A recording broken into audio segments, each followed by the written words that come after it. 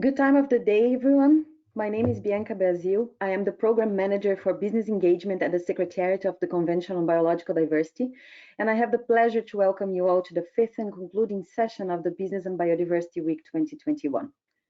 Natural resources are essential to development and prosperity at the foundation to human well-being. It is estimated that half of the world's GDP is moderately or highly dependent on nature and its services, and as a result, exposed to risks from nature loss. The IPBES indicated that despite progress to conserve nature and implement policies, the global goals for conserving and sustainably using nature cannot be met by current trajectories. Economic activities depend on biodiversity for resources such as water, food, fiber, minerals, metals, and so much more. Despite numerous commitments and pledges from governments and private sector, biodiversity loss continues to accelerate across the globe. In addition, the anticipated expansion of sectors that depend and affect biodiversity, including agriculture, forestry, fisheries, and aquaculture, will pose a significant challenge to halting biodiversity loss in the coming decades. Reversing those trends will require action by all sectors and stakeholders, policymakers, financial institutions, civil society, academia, and business, of course.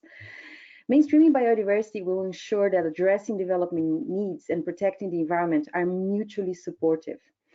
It is a timely discussion, and I am very pleased to co-host today's session with the Union for Ethical Biotrade, the UEBT. They have been working with companies from a variety of sectors all over the world to promote the sustainable and legal use of biodiversity. I'm happy to introduce you all to our moderator for today, Maria Julia Oliva, who is the Deputy Director of UEBT and who will guide us through the discussion today. Julia, the floor is yours.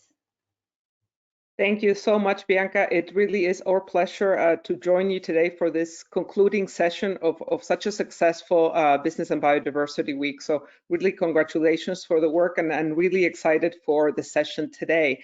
One of the things that makes the Convention on Biological Diversity so unique is that it has three interlinked objectives: conservation, sustainable use, and benefit sharing. And really this recognition that you cannot have one without the others. And this is something that I think we're all very, mindful on living on Earth, but in particular companies that depend on nature for their inputs, for their ingredients, and that have the potential for negative but also positive impact, depending on how they approach their work.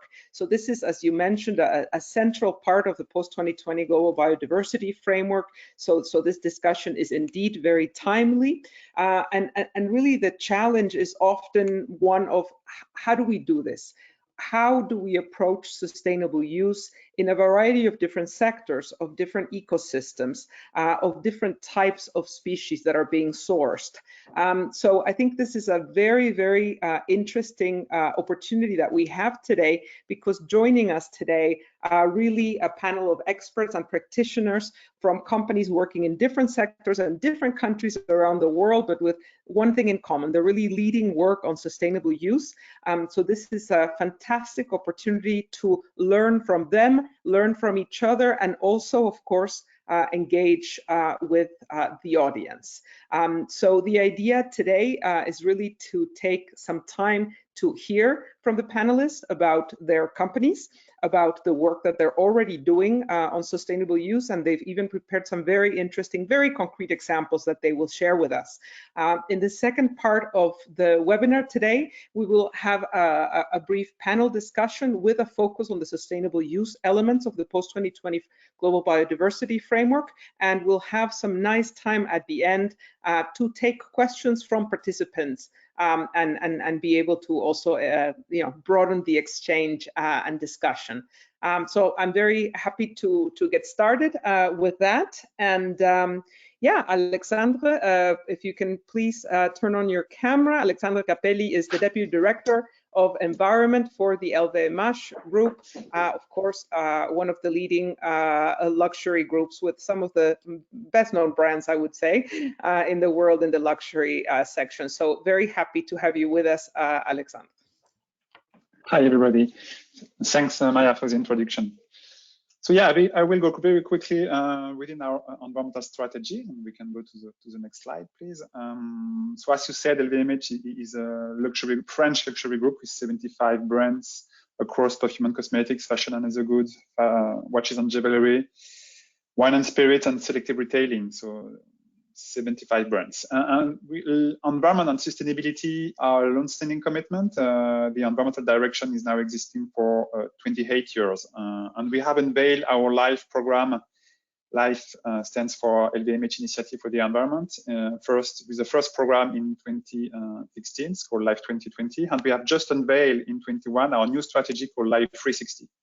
It's based upon four main pillars, and I won't start with biodiversity, but end with biodiversity. So the first one is creative circularity.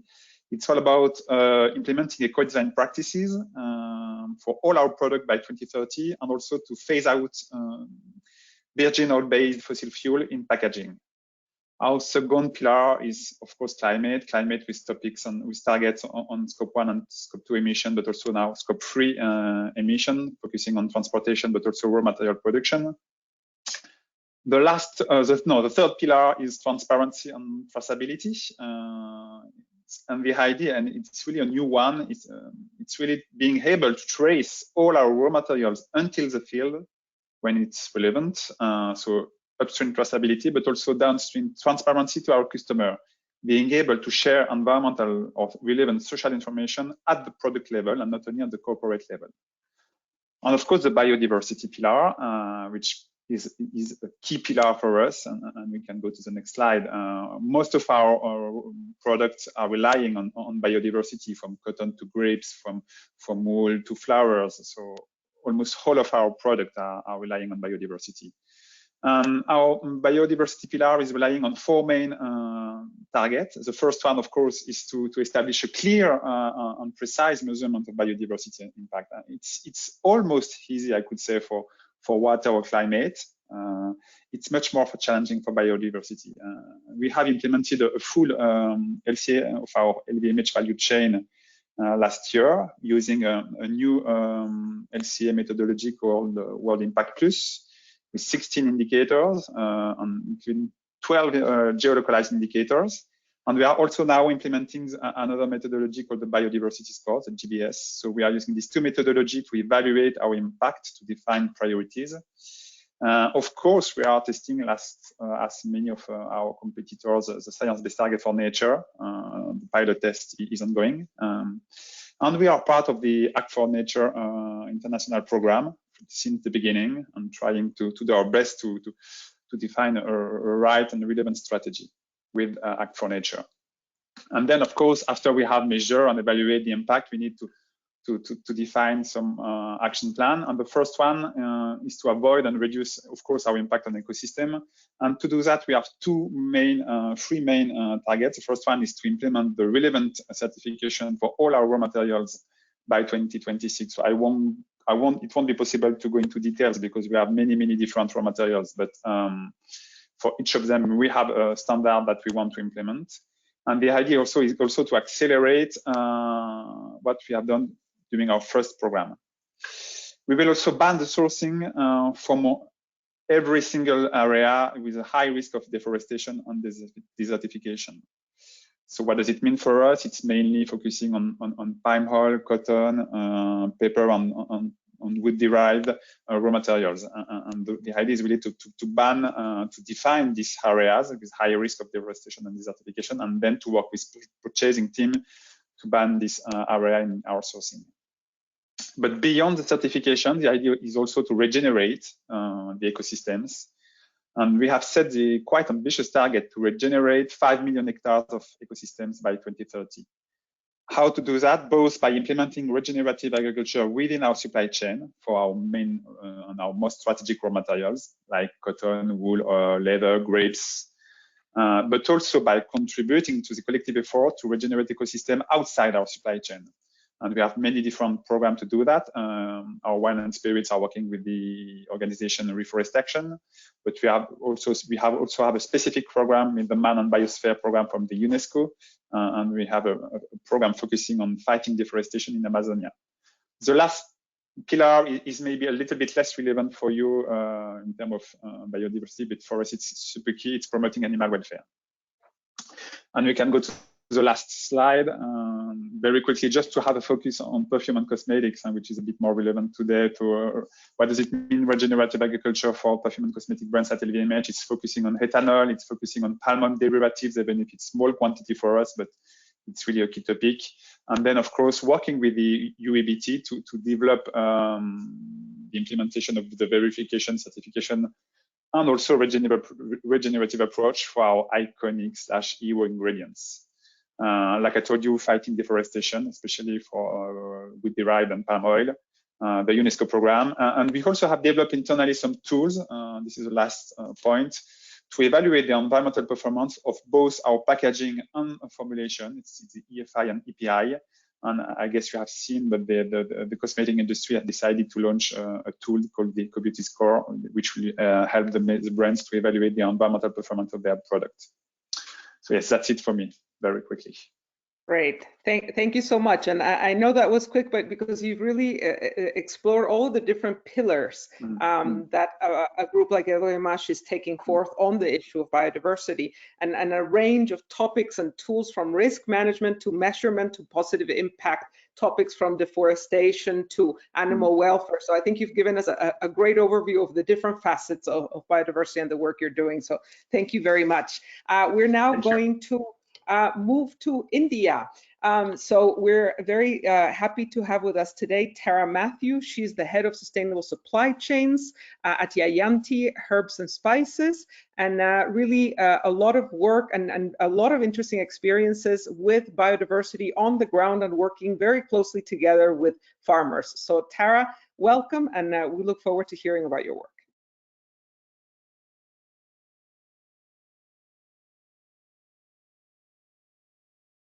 We can't hear you yet.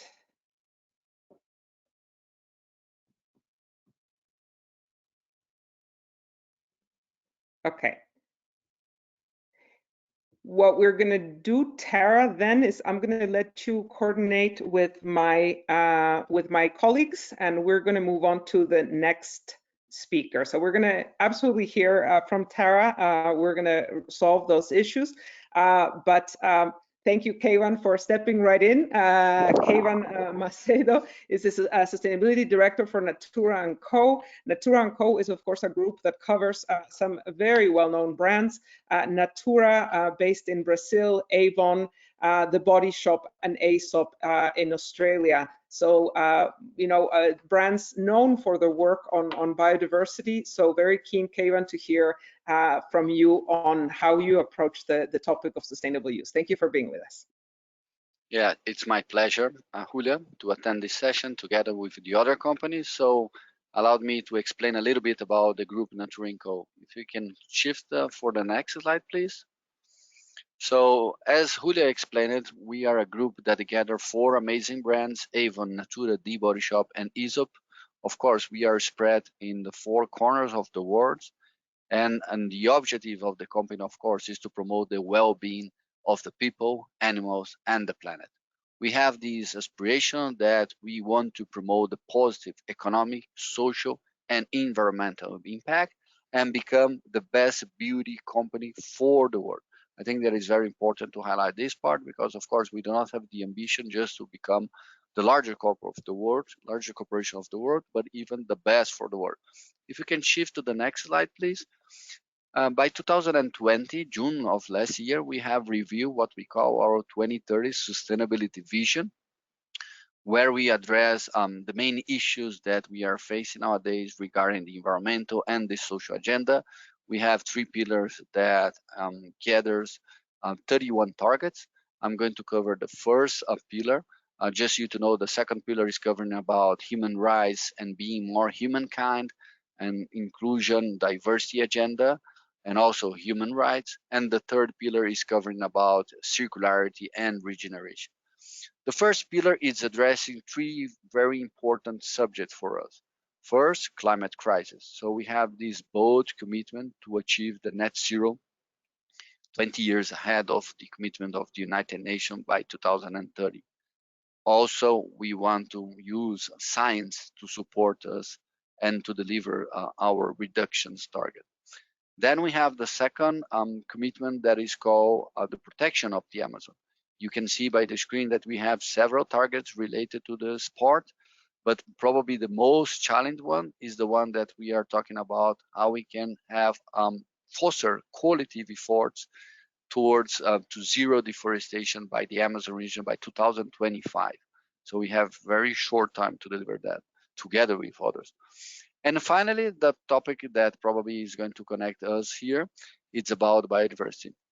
Not only to support the development of science-based target for biodiversity, but also how we can expand the experience that we face inside Natura related to access and benefit sharing to the other companies of the group, enforcing the Nagoya Protocol.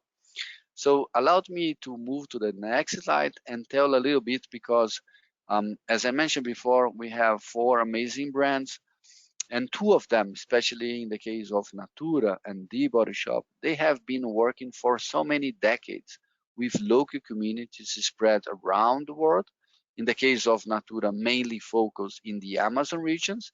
And the idea is that how we can try to learn from the tradition of the local communities, and also how we can try to use the sustainable sourcing with respect of local community, but also how we can try to guarantee the conservation and the protections, and in some of the cases, the regenerations of some threatened species that we face in the region. So allowed me to share a little bit about this case of Ukuba. This is a very unique situation that we face in the region because, of course, the local communities by that time, especially in the early 90s, they were exploring the woods of the Ukuba tree. This species become very threatened, and therefore there is a risk of extinction. So we have discovered that there is a property inside of the seed of the Ukuba that can deliver a very benefit for moisturized lotion, which means that we try to understand how we can have the sustainable sourcing, and with the principles of fair trade, how we can try to recognize and even increase the income for the local communities. So with this example, nowadays we pay 3 times for half of the seeds of the Ukuba instead of chopping down the trees. So it's a benefit for the local community, is the benefit for the environmental, and also it's a benefit for the society, because not only we are protecting and conserving the Ukuba tree, but also we are delivering a very important benefit that we can share with not only the Brazilian citizenship, but also with the consumers that we have in the region, but also we spread globally. That's it, Julia. Great, perfectly on time, Kevin. Thank you very much. I like really what you say about how biodiversity is really integrated into a business strategy. So it's not a parallel concern, but really fully integrated. And I think this is a fantastic example of a case that really looks at all of the different aspects around sustainable use. So thank you very much for sharing that. Tara, I believe you're back and can hear us and can talk. Let's try it once again, please. You see me and hear me now? Perfectly. Okay, sorry about that. Please, go ahead. The floor is yours. It's indeed a privilege to be here and to be presenting for the Biodiversity and Business Week. Unfortunately, we can't interact in person, but I'm excited to be sharing about all of the biodiversity impacts our business has had.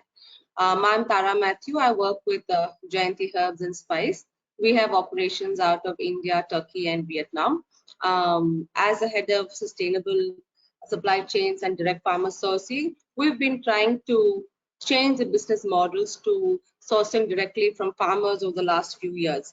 The reason why we have done this is to be able to understand the problems on the ground and to have a continuous and secure supply chain. Black pepper, a well-known spice, is one of our important crops.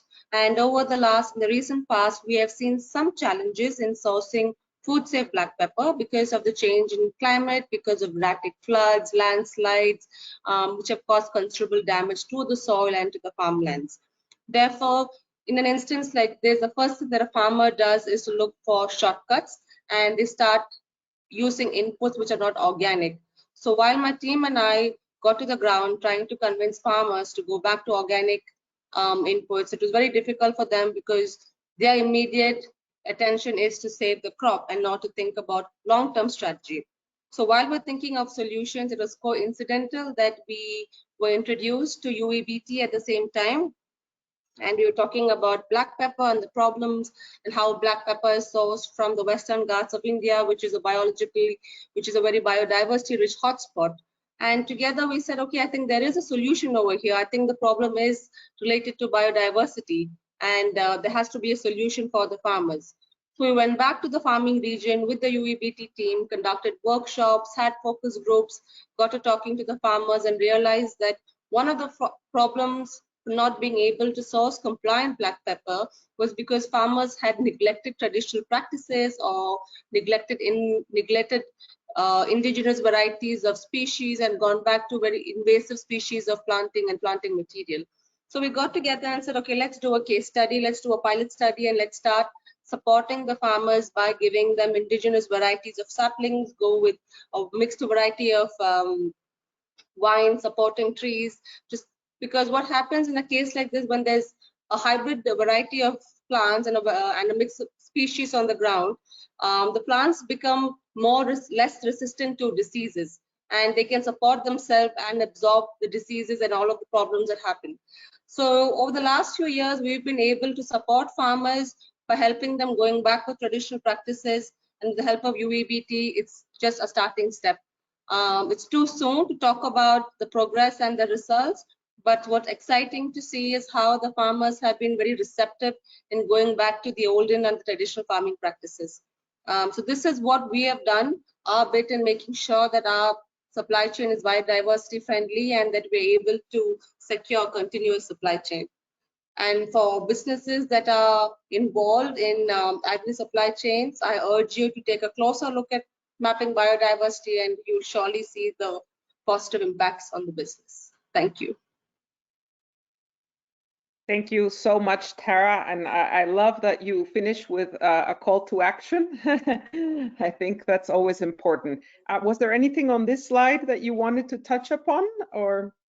So this is something that we have done with the farmers, especially this year. What we want to do with them is we're creating a greenhouse where we are helping the farmers propagate indigenous varieties of vines, and as a company we're supplying all of this to the farmers in the region, because a lot of them either don't have the infrastructure or they cannot afford to do this by themselves. So this is something that we are doing as part of the company to ensure that the farmers have good planting material. Okay. Great. So there are a lot of very concrete ways in which you're providing support for sustainable use on this slide. So I know we're recording the session, and I hope the slides will be available, because I think indeed you can inspire other companies to take measures. So thank you so much, Tara, for your presentation, and we'll bring you back for the panel discussion. Okay, great. Thank you. And okay, let's move on to our next speaker, Leticia Kawanami. Almost said it wrong.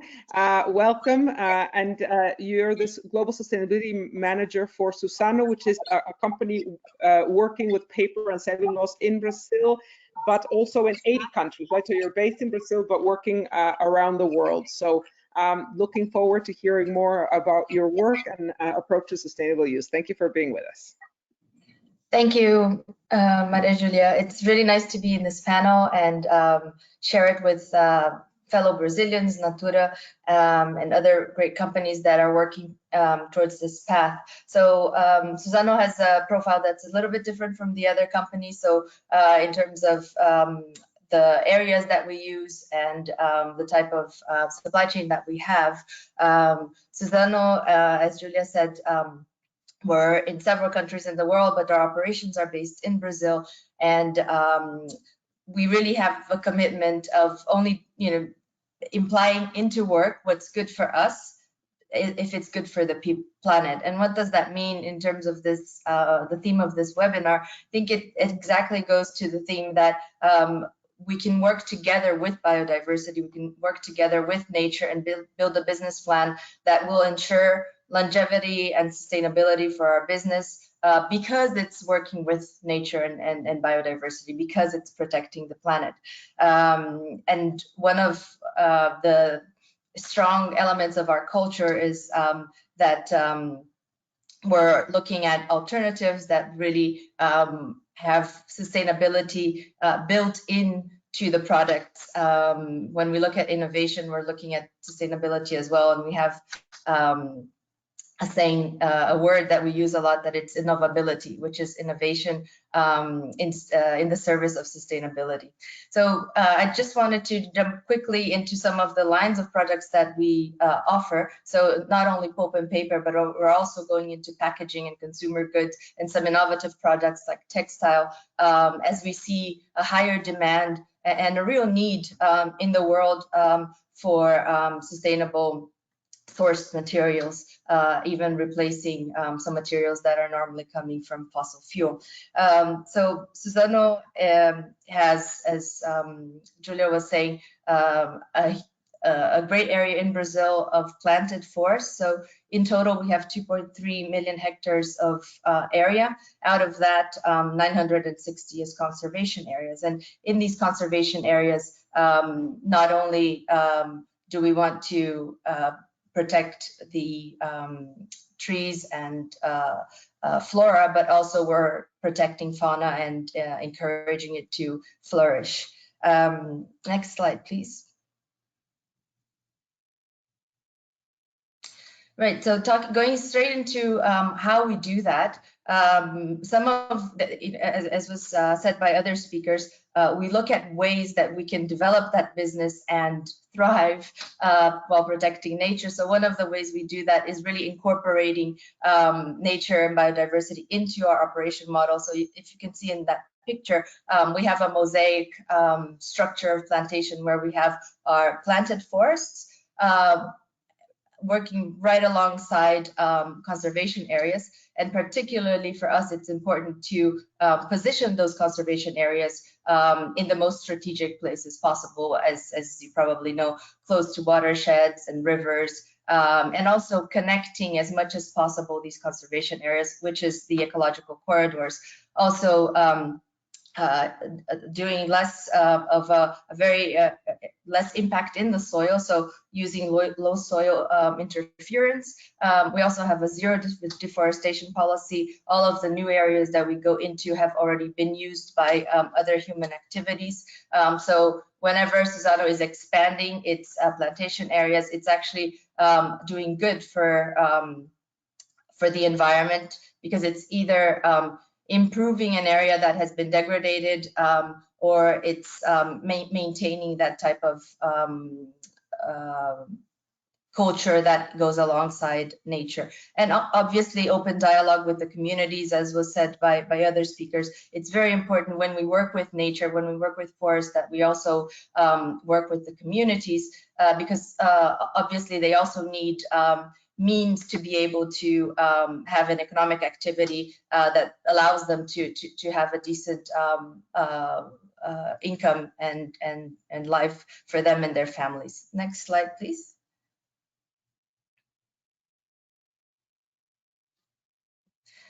So to sum up all of that, I'm not going to go into all of these goals, but 2 years ago, we developed 14 goals that were in line with the SDGs. The most recent one was the biodiversity, which was just launched this year. But I just wanted to highlight here goals that are related to reducing inequality, so pulling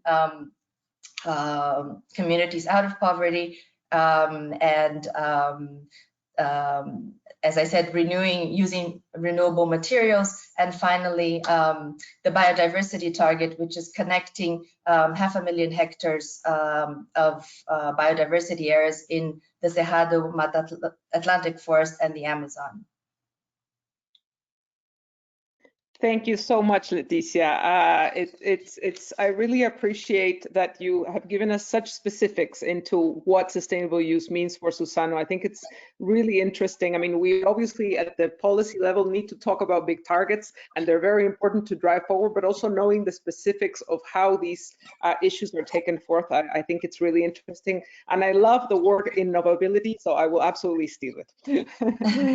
I think it's very interesting to think about this link between innovation and sustainability in terms of tools, in terms of approaches, and in terms of products, I think also for companies. So thank you so much for sharing all of this with us. And Julia, if technology allows, I think I have a short 1-minute video that I wanted to share. Yeah, you're absolutely right. And I trust, okay, great. Let's go to the video. I trust too you're gonna set that up for us. Great.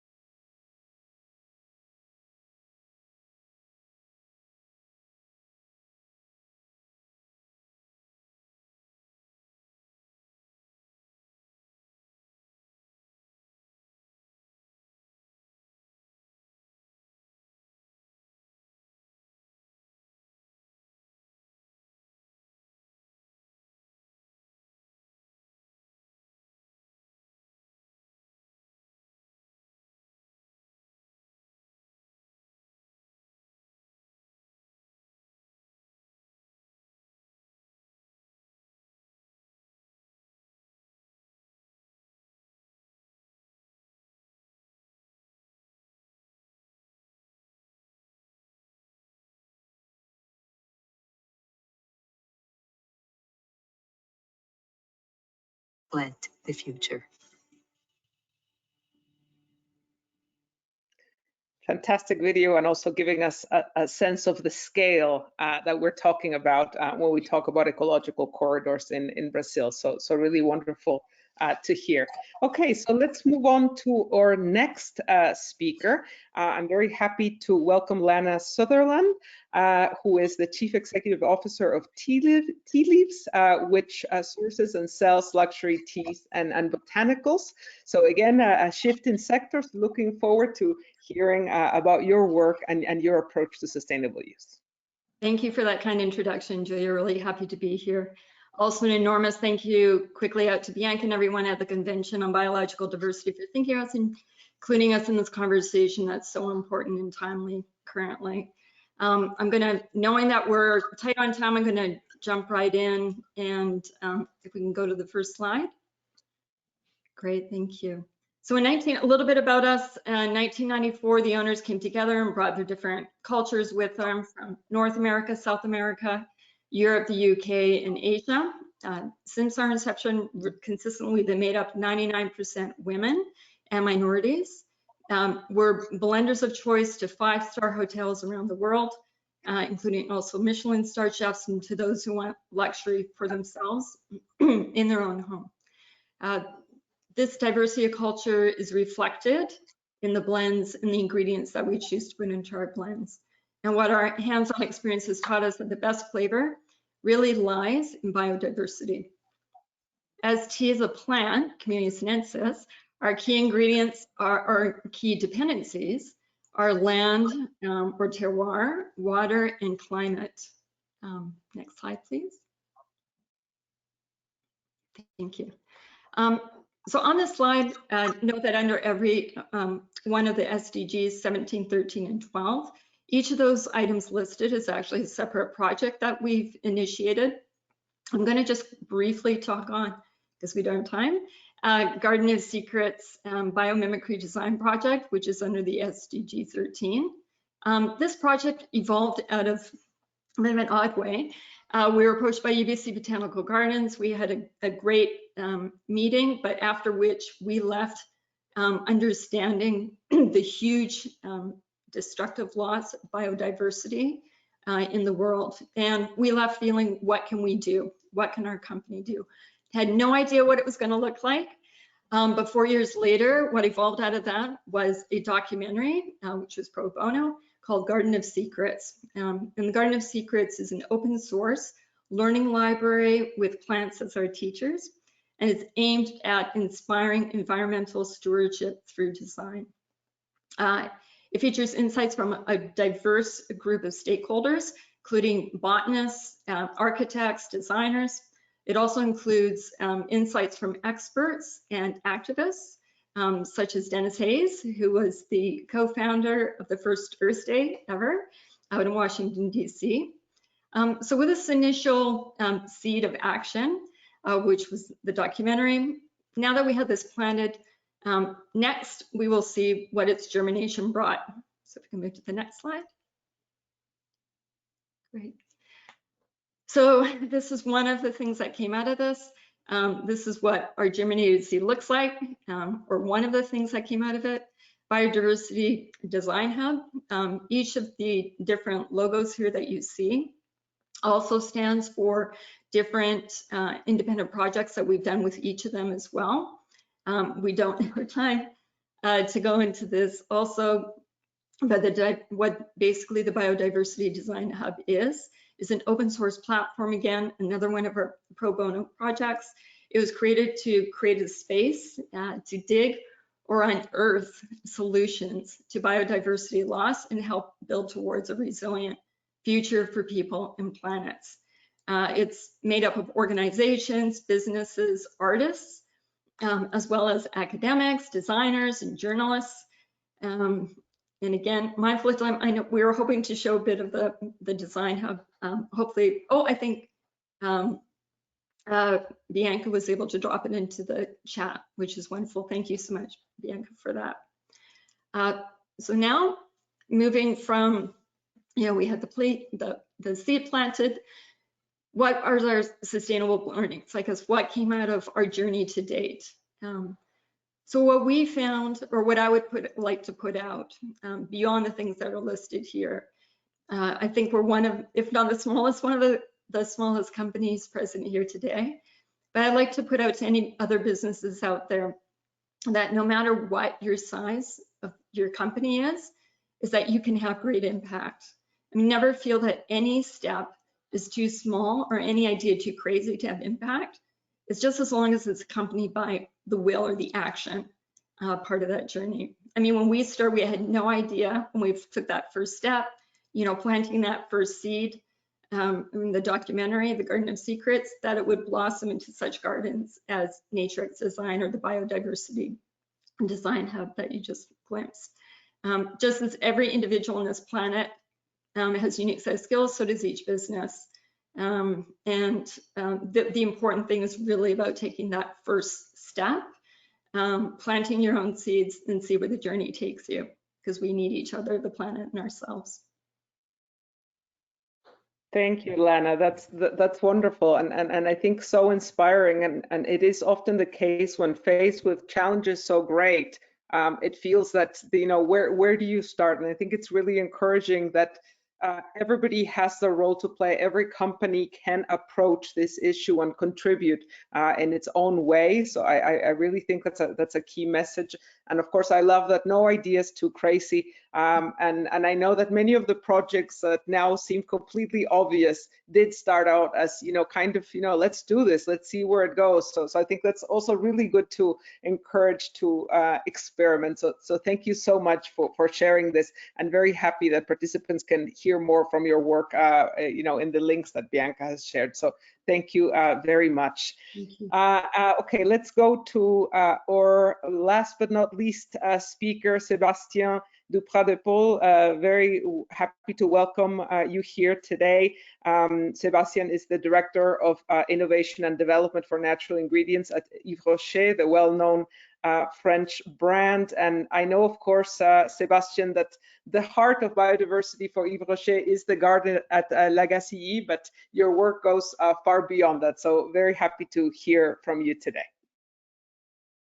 Thank you, Julia. Can move to the first slide. Yeah, maybe skip this one. Yeah, thank you. So hello, everybody. I'm really glad to be there, finishing this session. So as you may know, Yves Rocher is a French beauty brand present in more than 80 countries, more than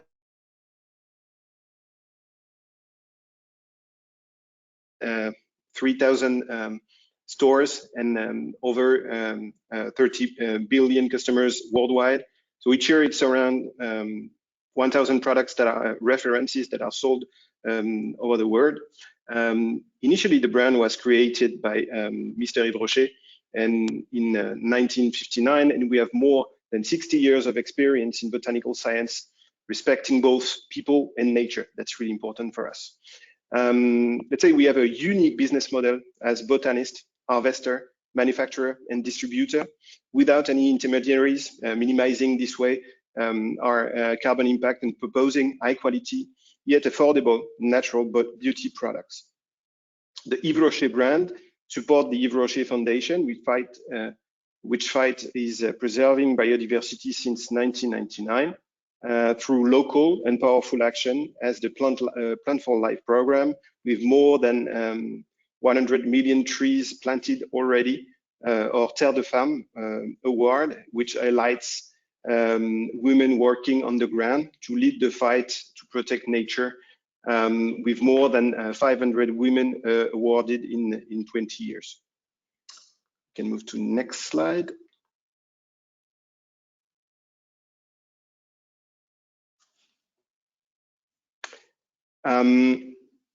As you see in the title of that slide, we say that we are committed by nature.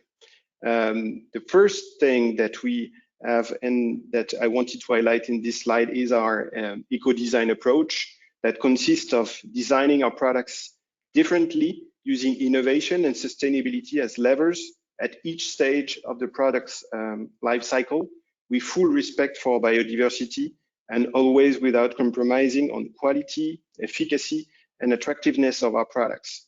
This approach is based on 3 pillars: reduce, reuse, and recycle. So to reduce, we guarantee a continuous reduction in our material consumption from non-renewable resources to minimize our impact on the environment. Reuse, we try to favor reusable, sustainable solutions to limit packaging for single use. And recycle, we choose recyclable and recycled materials. For the products, we decide to have the visibility of our INCI lists on 100% of our country's website, so that it's a full transparency towards our customers. We have, let's say, an engagement since 2 years now with the UEBT to move towards more transparency and to move that for people in biodiversity. We have a lot of actions for plastic reductions and things like that, and recyclable materials. The second pillar is our botanical supply chain, and it's quite important for us. Botanical supply chains means a supply chain from the plant to the raw materials for cosmetics. And clearly our values are supply responsibly, protect plants and people, and share with our communities for a fair world and for industrial use in quality and quantity. 85% of Yves Rocher's production is homemade in Brittany, our root as the beginning of the Yves Rocher story. In its 3 factories, and the brand has developed a specific know-how in agroecology to grow 8 plants in our fields in Agassiz. So Capobrotus edulis, Calendula, chamomile, Roman chamomile, arnica, cornflower, ice plant, and peppermint. And we are a member of the UEBT since 2020. And since this year, our ingredients from Legacy are now UEBT certified. We also try to embark all of our suppliers, partners, and communities in this path to responsible and sustainable botanical supply chains, which represent more than 400 supply chains. And also the focus on our communities. The idea is to unite the commitments for all our communities. And that's the case, for example, in our internal communities with our biodiversity management plan for all sites. We can move to the last slide. Maybe a focus on legacy, because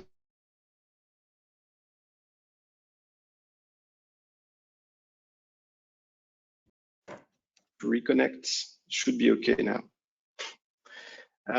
So Legacy is the birthplace of Yves Rocher, the founder of of our brand in 1959. Legacy is a land of eco-conscious scientific, social, and artistic innovations, where well-living and well-working in harmony with nature is cultivated by passionate and committed people. First of all, our organic fields are cultivated in agroecology.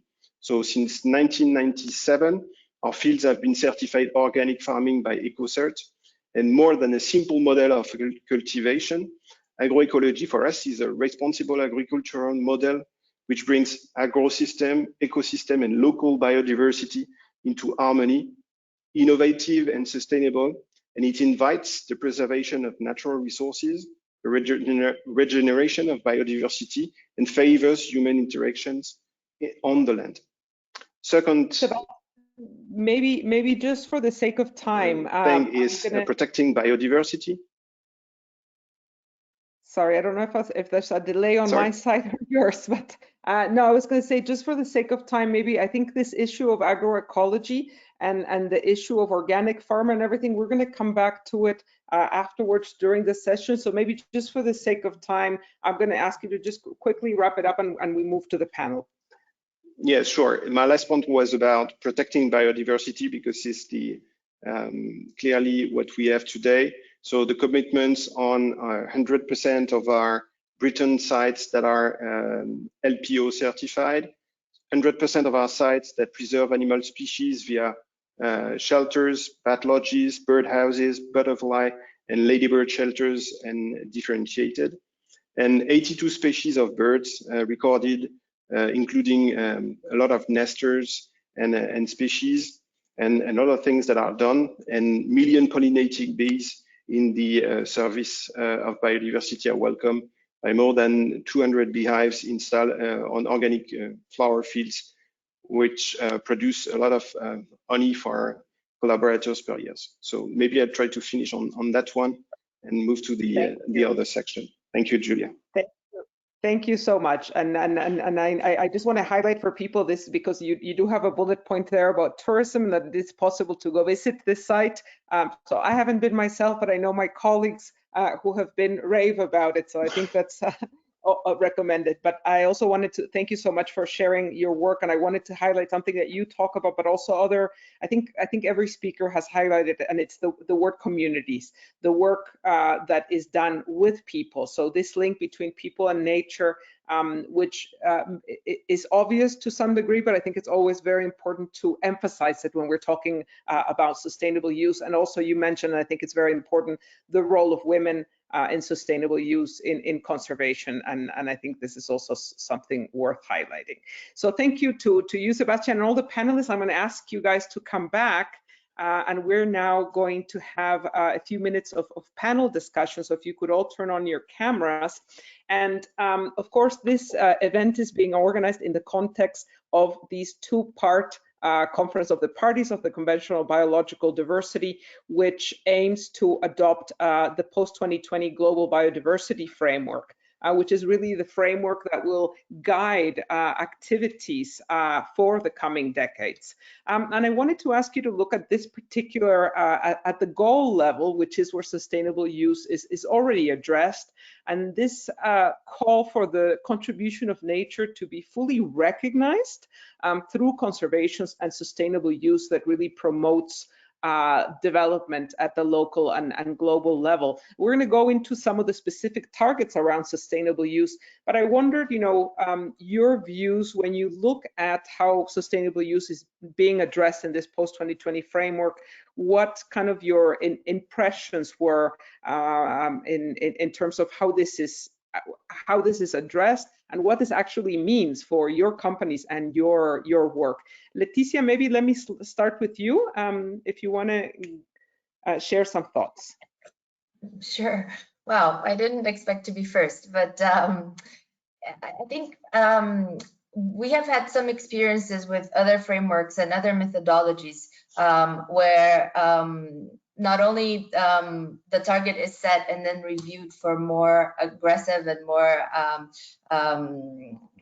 challenging targets and ambitious targets, but also it has to be reviewed in terms of methodology for implementation. So I'm sure the other companies will go into the detail of some of the specifics around the FIT framework in terms of protecting biodiversity. I'm just going to take the side of the companies that will have to implement it, and also will have to justify it to consumers. How much are we doing? You know, justify to the young generations. How much are we doing? Are we doing enough? So this is what Susanna has been looking at with the learnings of other frameworks as well. So can we have a framework that's already ambitious enough? And can we already, in parallel, look at how different companies from different geographies will be able to implement it?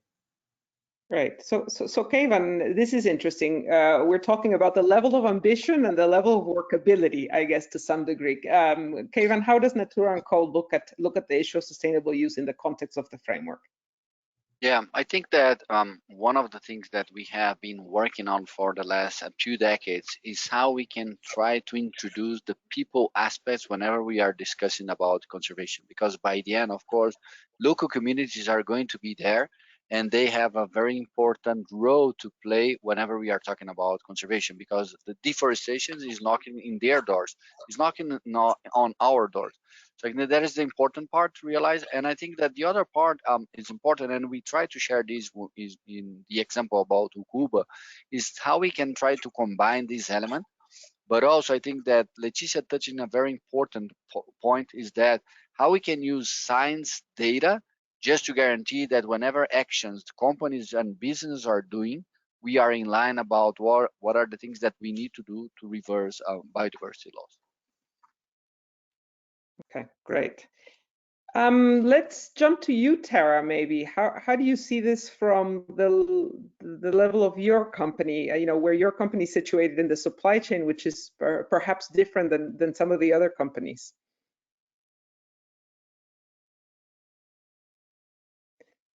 I don't know if you're muted, Tara, or we've lost you again. No, I think I was muted. Sorry about my mic glitches this time.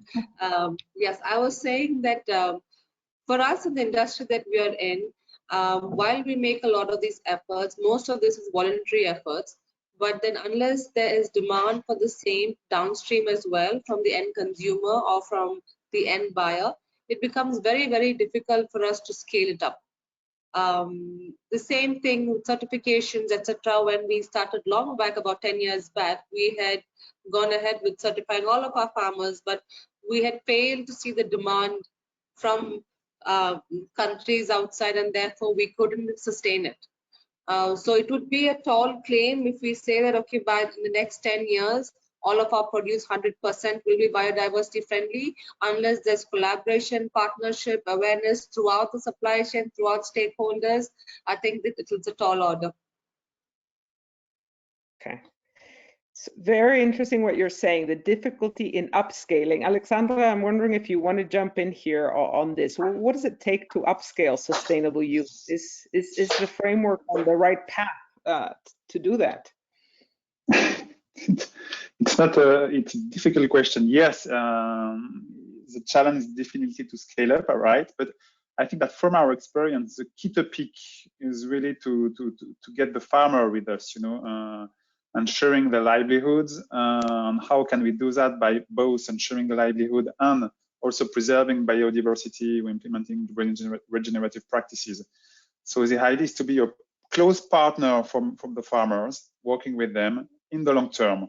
And by working with them in the long term, I think that this idea of long term is really central, because if it can't be, you can't transition in 1 year, you know, it really need to be a long-term partnership.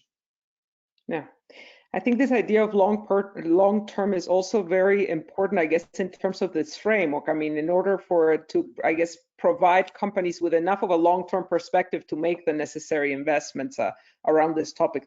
So I think that's a very interesting point. If we can go to the next slide, I wanted to get back to Sebastian on the point of agroecology, and I also wanted Lana, if you might speak on this point. This is an example of one of the sustainable use targets that we see in the post-2020 global biodiversity framework. It talks about more generally about reducing pollution, but then also the importance of eliminating the nutrient loss and also the use of pesticides by at least 2/3. I wondered, Sebastian, how do you look at the issue of agroecology practices around diminishing the role of pesticides? And then Lana, I'll ask you to come in on the same question. Yes, clearly. That's something that we have, as I said, our fields are organic certified by 1997. So let's say that we have a long story regarding these things. The idea is once you have internal culture addressing biodiversity and biodiversity issues, and what we try to do is try to master all those things and having a look on trying to minimize anything that could be integrated in our fields. Let's say that we are more capable of discussing with our partners and suppliers and try to maybe accompany them through some kind of improvements of their agricultural practices also. So the first thing is we try to master what we did internally, and we try to work alongside with our partners and suppliers, and also with communities where we are partnering to try to improve that. So we measure that, we have KPIs internally to try to have that vision. And let's say that we have a set of criteria that we are measuring and seeing, and we have seen that with the people from the UEBT, and we still have things to do more in order to even be better in the future in that field. So the idea is not to put our system of agroecology and have that everywhere in the world. The idea is to make that as an example, for example, and try to maybe discuss with our partners and communities and to make them maybe understand what we are looking for in terms of biodiversity impact. Right. So I think it goes back to the point that's been made before about working as partnerships. Lana, how do you look at this issue of pesticides? What is feasible? What is desirable? What we need to do to get there? Right. Of course, for us, a big question, being in the tea industry. But yeah, I would say overall, we're seeing a shift towards more embracing of organics, certified organics, which is great to see. I think, there's still a ways to go in that particular area, which lowers immediately the use of herbicides and pesticides. I mean, for ourselves, we're always looking for deliciousness, so wherever that comes from. Chasing high yields and harvest through herbicides and pesticides often leads to lower quality tea, and which results in lower prices and revenues for the grower. I think, the challenge for, the tea industry and probably in the food and beverage industry in general is really, I think, to have that dialogue with consumers. I think Tara touched on it as well, to explain, I think that, quality matters. I know quantity can obviously has always been on the table and been on the table, a large part of the table for a while. But I think also to put it out there that quality also matters. And then that trickles down, I think, and changes the brief for the growers so that, they're going to grow slightly different things and also avoid issues of things like monoculturalism as well.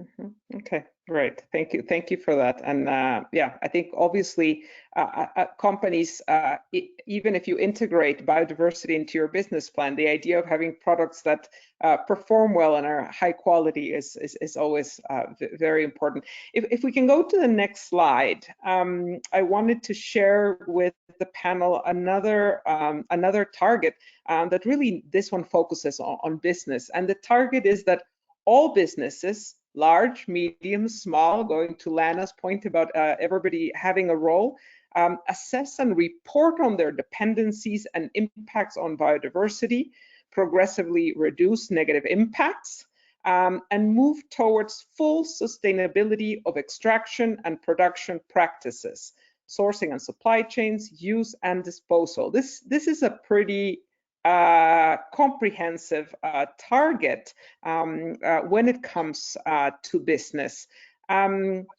Is it feasible, do you think, Keivan? Are we on the right path? Yeah, I think so, Julia. I think that by the end, if you use the analogy about climate change topic, I think that we are facing the same situation here on biodiversity and nature side. I think that one of the things that we are trying to support, and we have the partnership with UEBT, how we can try to support the development of science-based target for biodiversity, which means that we can understand a little bit more about the dependence, what are the things that we might do to cover of those situations and even to increase the resilience.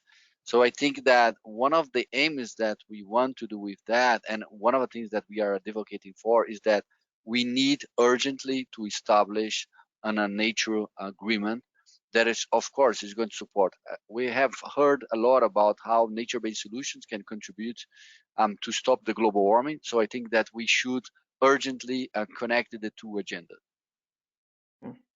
Yeah, this word you bring up, very important, urgency, right? I mean, the time scales we're looking at now are really demand action, happening and having impact much more quickly than we perhaps have been looking to. I heard on the radio, on the Dutch radio, they were asking, what does this mean? For kind of like the radio listeners, and they were saying, well, it means that anything you buy in the supermarket needs to be fully sustainable.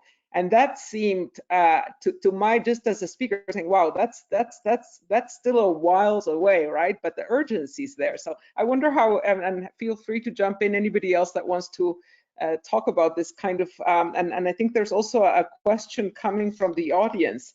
How do we balance short-term efficiency and long-term vision? And I would say some urgent challenges. Who has ideas on this?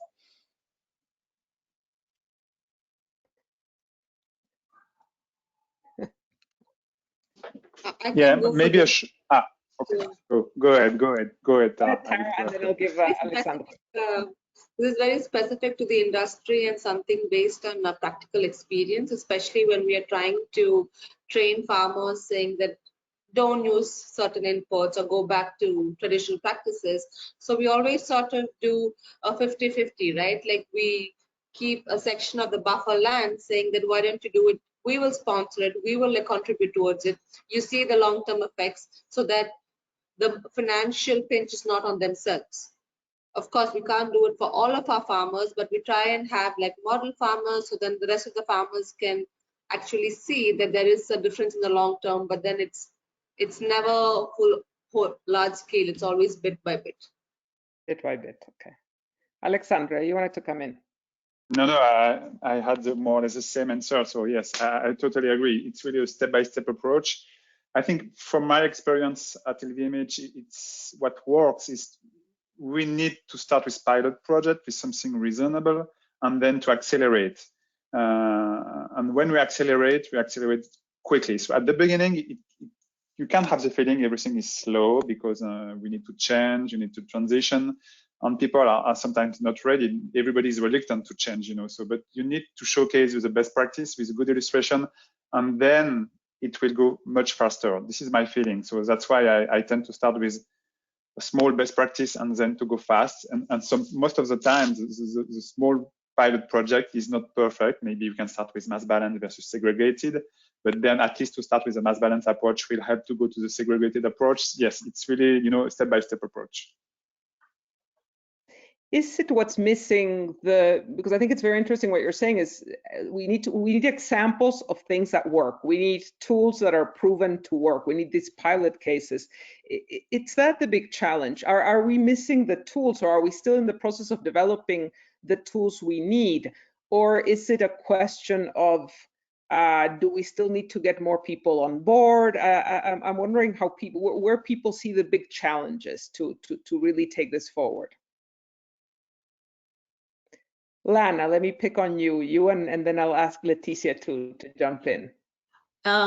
Well, definitely when you, I guess, touched on, do we need more people on board? You know, inside my house saying, yes, we need lots of people, but we need as many people we can put our arms around and draw in, you know, including the Global South, which I think is still vastly underrepresented at this point in time, sadly so. But, you know, I think the best solutions come out of just that amalgamate, or that coming together of all these different places in the world, different practices, and see what works for at each place, like in situ as well.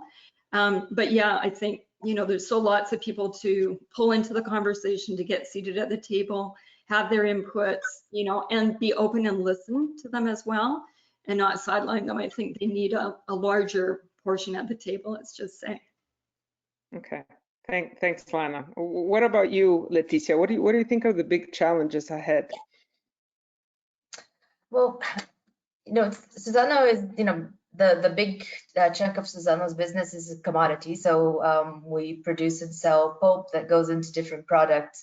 And when you're selling commodities, it's sometimes difficult to justify some of these innovations and changes and more sustainable practices that, as the other panelists said, normally they involve costs. So one of the ways to do that is to raise awareness of the importance of these different practices, right? So that they translate into value for your product that consumers and our clients are interested in paying for. And I think the awareness part is getting there. There's increased awareness, and currently there's a lot of comparison between the issue of climate change and biodiversity, and how, you know, one has to catch up with the other in terms of awareness and really pressure from the community and the people to get to the same level of concern before it's too late. So I think you mentioned SBTI targets, there's TNFD. So there's some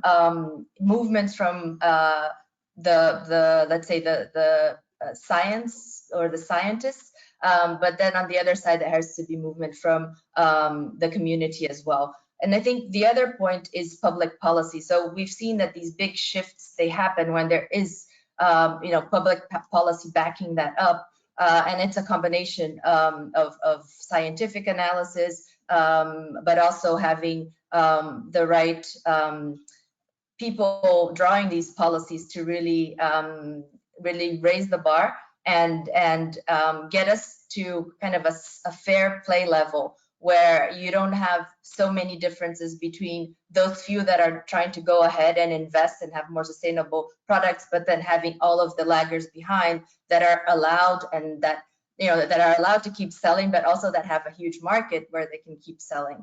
So I think that would be a good incentive. I guess what you're saying, there are, you know, undoubtedly costs linked to improving practices, let's say, although there may also be, you know, savings down the line, but there are some costs. And I guess when you have then, you know, legal requirements or policy pushing this along, it's easier to justify. And of course, consumer demand, and I think it was also mentioned earlier, is another driving. Sebastian, let me go to you on this idea of consumer demand, and I'm wondering, from your perspective, what drives consumer demand for more sustainable products? Is it the public policy side? Is it the scientific? I mean, we've been talking about science catching up in these discussions and putting their message out there as they have in climate change. Or how do consumers become more aware and more demanding, let's say, in terms of what they're purchasing?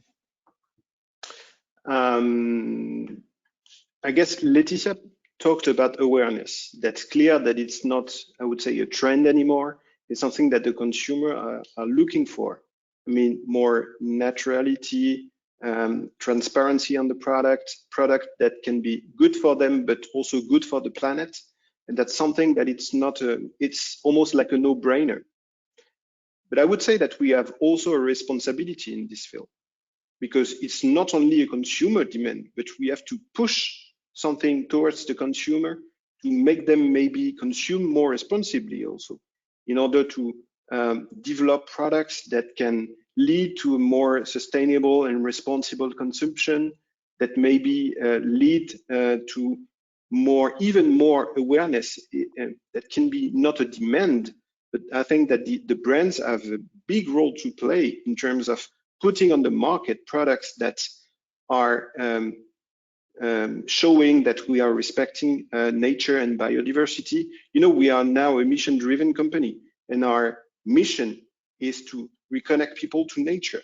So I think it's a good way by the products to try to reconnect them to nature, show them that the nature is there for us, but we have to respect that. And they also have, as consumers, to respect that in their consumption, because you can put as many natural biodiversity friendly products on the market, but if ever the consumer are not consuming responsibly, then your job is just not enough. So I think it's a role in terms of kind of education of respecting biodiversity in nature. Let me jump to you, Keivan, on that. So I must confess, I just have read about it in the press, but I know that Natura & Co has a partnership. Am I saying it correctly? Water Bear. It's a communication company or something like that. And I think it goes to Sebastian's point about the role of brands in educating. If you just want to say a couple of words about that.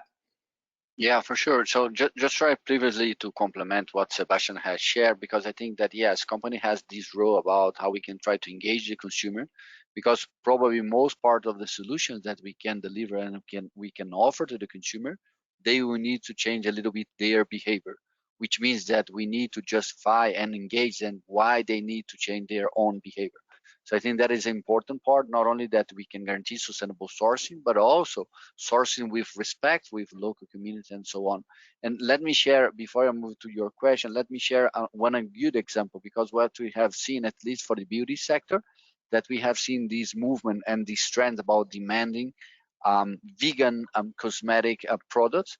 And then when we are asking about the consumers, you're taking the vegan dietary for your daily life, and the majority of the consumers say no, but why you are demanding vegan cosmetic products? And they are saying because we understand they are much more sustainable. So I think that is the part how we can try to engage, and the partnership that we established with Water Bear is how we can try to produce some short films that can try to raise this awareness from the consumers about what are the things that are happening nowadays. Okay, great. Okay, fantastic. Such interesting points. So I've already been putting in some of the audience questions into the discussion. Let me just quickly scroll and see about, okay. So there's one interesting one about regenerative practices and how they relate to sustainable use. Alexander, maybe let me go to you on this, because you mentioned the regenerative targets that the LVMH has. Yeah, so how we did that, we have started by focusing on our three main group of activities dealing with farmers, meaning fashion, perfume and cosmetics, and then wine and spirits.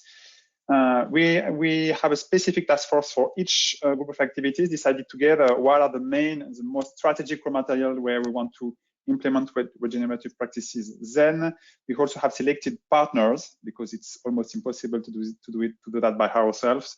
So I could mention Renature, I could mention Earthworm, I could mention Biosphere in France, I could mention Savory for animal-based raw materials. So the idea is really to work with partners. And we have local links with NGOs and farmers to together work on implementing the practices. But after, we need to decide what are the practices, what are the changes we want to implement, and then we define materials by materials, what are the new practices. And for perfume and cosmetics, we are working with you at UEBD to use the BAP to see how the BAP could help us to define a level at which level we could consider we are moving to regenerative. So it's really working together with NGOs, with farmers, with experts to define what are the practices and what are the outcomes, and working together on this, you know. And we are working both on big commodities, but also on iconic raw materials. So it's challenging. It's challenging again. We are really at the beginning, to be honest with you, but it's very exciting. Yes, it's a story of collaboration. Yeah. So again, in the issue of, but I think it's very interesting just for the audience that, of course, regenerative, I would say it's a step beyond sustainable use, right? Yeah. But where you are really really having an looking holistic approach. Exactly. So yes, also, focusing on soil, on water, on social dimension. It's even beyond organic. I would say it's really to have this holistic approach of agriculture. To be sure that we will increase, preserve and even increase the biodiversity in the soil, but also the capacity of the soils to stock carbon. Yes, it's really to have this holistic approach of agriculture. Okay, great. Thank you for that. Okay, let me shoot you guys one last question before we wrap up. And this is a question that often comes up. So a participant asks, yeah, but how do we ensure that the prices of nature-based products that consider all of these externalities are not so high in the market that they become, impossible to purchase? Any thoughts on this? Yeah, maybe I can go first. Yeah, I can go first. I think that it's a mixture by the end. I think that Leticia touched previously a point about compliance and new legislation. But I think that by the end, I think that whenever we scale up the volumes, I think that is going to be much affordable to everyone, which means that that is the importance that we have nowadays to act in a qualitative way.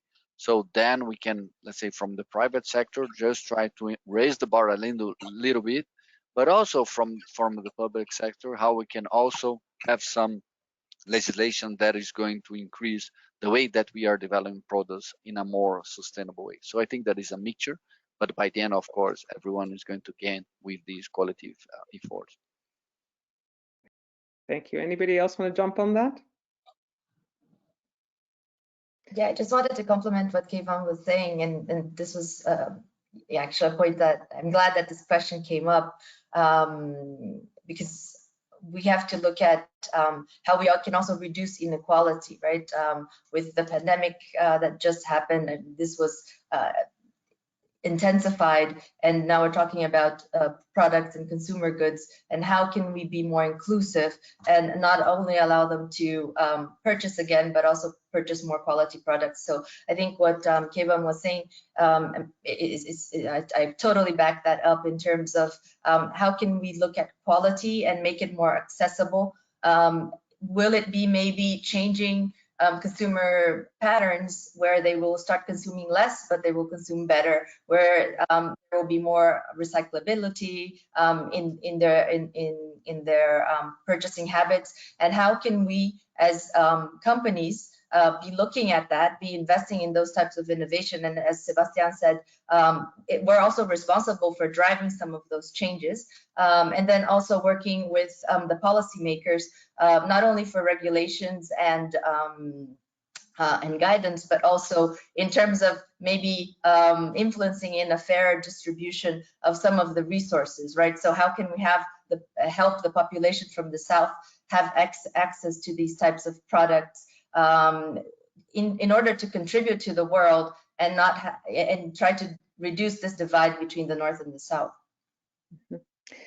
Thank you, Leticia, because I think you've really provided a comprehensive and yet brief but very comprehensive outline of all of the different ways in which companies can be involved in this. And I must say, for me at a personal level, also having been working with many of you already for years, to see how far the discussion is coming on biodiversity.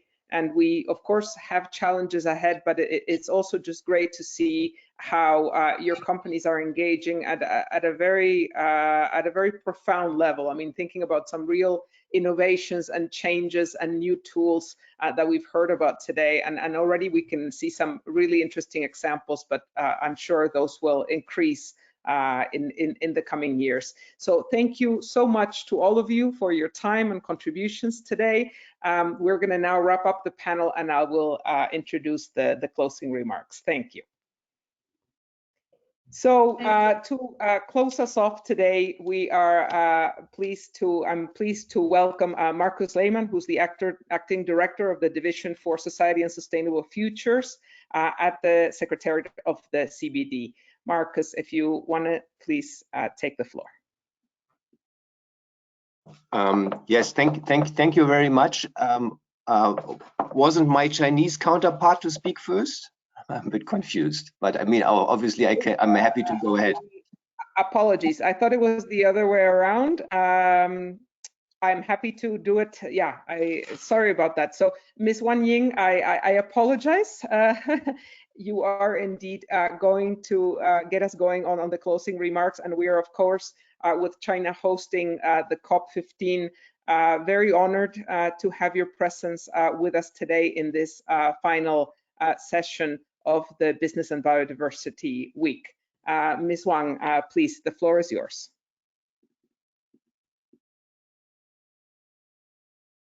Hello, Julia, could you hear me? Yes, we can hear you very well. Okay, good morning, good afternoon, and good evening. And colleagues from Secretariat of CBD, friends from business sector, it is my pleasure to join you in such a rush role in this closing session of a virtual Business and Biodiversity Week. On behalf of Foreign Environmental Cooperation Center, Minister of Ecology and the Environment, China.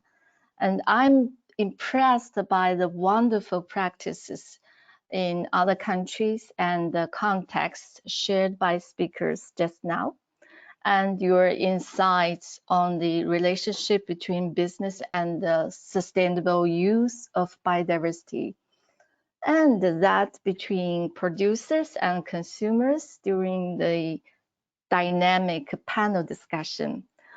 I would like to extend our appreciation for organization and partnership of this event, especially extend to the Secretary of CBD for this continuously building international momentum on mainstreaming biodiversity into decision-making and operation of a great variety of business sector.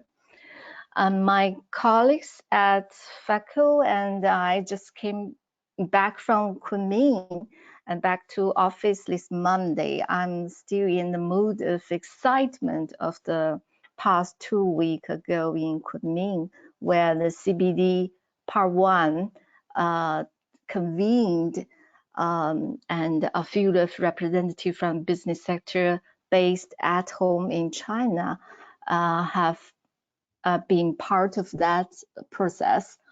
During the high-level segment, you may know, adopted a Kunming Declaration, which showcased the political leadership in the world to commit to reverse nature laws by 2013 and building a shared future for all life on Earth and living in harmony with nature in 2015.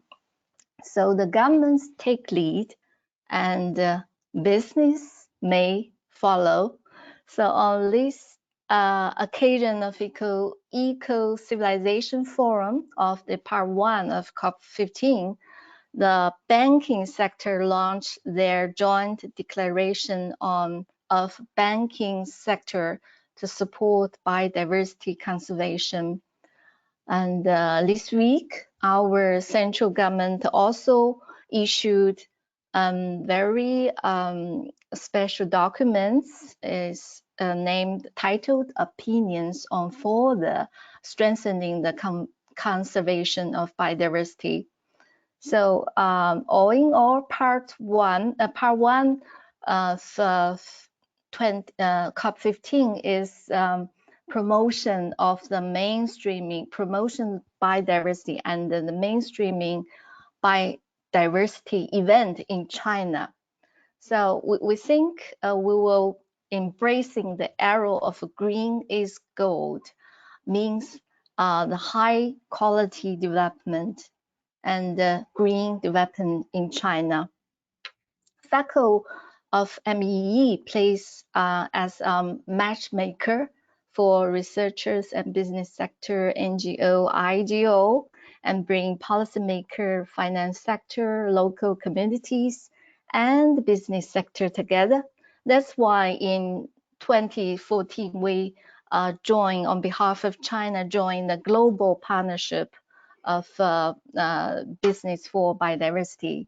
And we are also endeavor to launch Chinese partnership for business and biodiversity this year, maybe during the BBF, the host to be held in next spring in April in Kunming.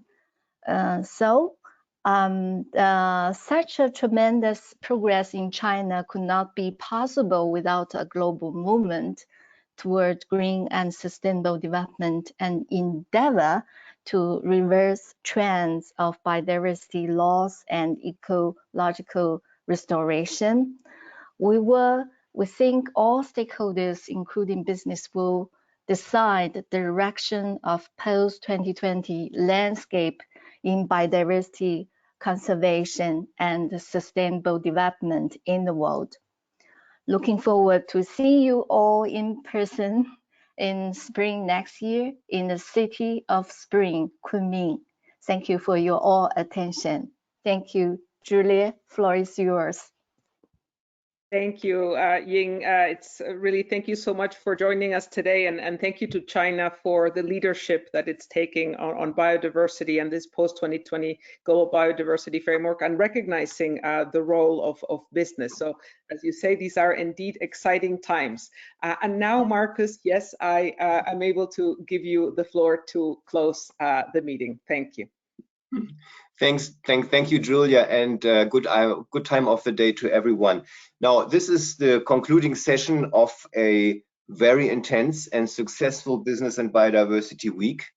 During the last 5 days, we connected with many representatives from businesses, including financial entities, but also representatives from the other key players, NGOs, international organizations, governments, and all of whom were extremely interested in learning about the post-2020 global biodiversity framework and its connections and repercussions for economic activities.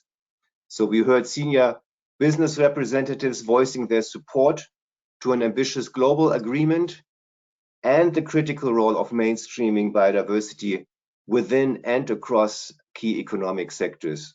And we heard how companies are effectively doing this already, and that I think was a major component and provided us with many valuable insight and ideas to replicate and to scale. Today's session focused on one of the 3 pillars, one of the 3 objectives of the convention on sustainable use.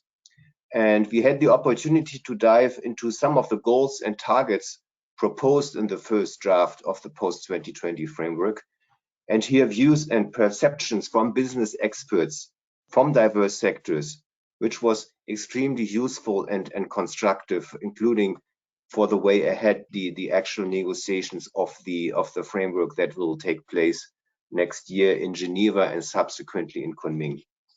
So I wish to personally thank UEBT, who co-organized the session with the Secretariat, for their continued support and for their invaluable contribution to the convention throughout the years. UEBT is a long-standing partner in that area. To conclude, I also want to highlight that the Secretariat has been working intensely to engage with companies from all sizes and all sectors on the understanding that businesses are a key partner in identifying solutions to address biodiversity loss. So echoing my colleague, Mrs. Wang from China, the Business and Biodiversity Week was a stepping stone, was meant to be a stepping stone into the journey to Kunming and the second part of the COP. And yes, we hope we hope very much to be able to welcome you all to the Business and Biodiversity Forum that we will host during the resumed COP next year, and then of course into our ongoing collaboration and interaction in the coming decade, which is meant to be the decade of action. Thank you all, and I wish you a great day. And for those of you in the Eastern time zones where the day is almost over, I wish you a great weekend. Thank you very much.